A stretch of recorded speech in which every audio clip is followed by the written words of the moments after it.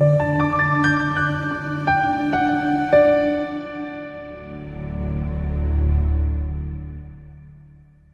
kuyintokozo ukukhuluma nawe kwi-channel kama uPastor WeNingi.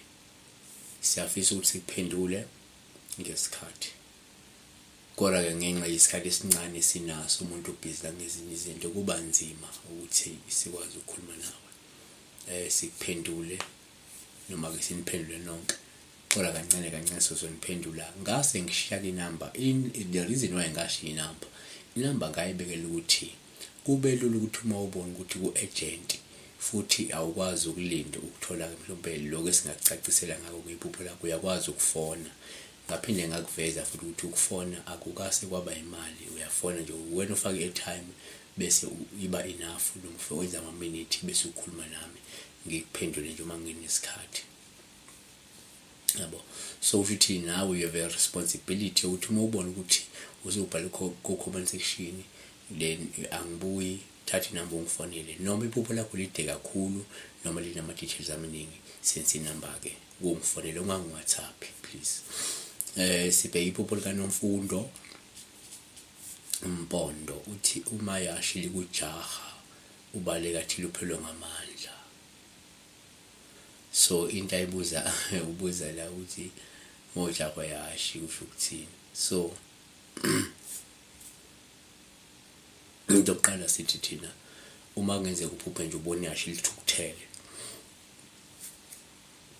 uphawu olusho ukuthi uzohlangabezana nenkinga nomunye umuntu osondelene naye, ngabe umlingani wakho ngabe umngani wakho, kodwa kungenzeka nizohlangabezana nenkinga nalowo muntu oseduze kakhulu nawe. Okwesibili, uma kwenzeka uphupha iHhashi lithukuthele, uphawu wesingathi thina lisho-ke ingxabano, lisho ungaboni ngasolinye, lingasho nezinkathazo ongase mhlawumbe ube nazo nabanye abantu noma nomunye umuntu. Kepha kuma sophupha ujahwa iHhashi futhi uzibona lokubaleka, lolo phawu olingasho imizamo yakho yokugwema inkinga nezingxabano mhlawumbe nomunye umuntu, noma njengamanje umuntu ozamayo ukuthi ozama ukusemandleni yakho ukubalekela inkinga noma ukugwema inkinga noma izingxabano nomunye nje umuntu. Siphetha ngokuthi kodwa kuyenzeka futhi ngoba umuntu kunezigadlo la ngaphandle, abantu bayaloya, abantu bayathakatha afuna sivume. So uma uphupha ujahwa iHhashi lithukuthele, uphawu ngabe lusho ukuthi qaphela ngoba kunabantu mhlawumbe abakugadla ngezilwane, kunabantu abakugadla ngemithi emibi ehambisana nezilwane phakathi. So ileko esingakusho mayelana neHhashi lithukuthele neHhashi esuke likujaha.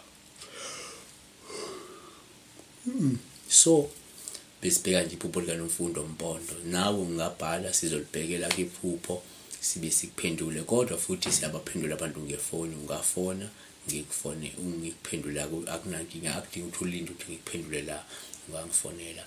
Ivideo akusiyoqala kusiyogcina, qhubeka uyi-like bese uyobheka amanye siwenzile. uNkulunkulu ekulonda. Siyabonga.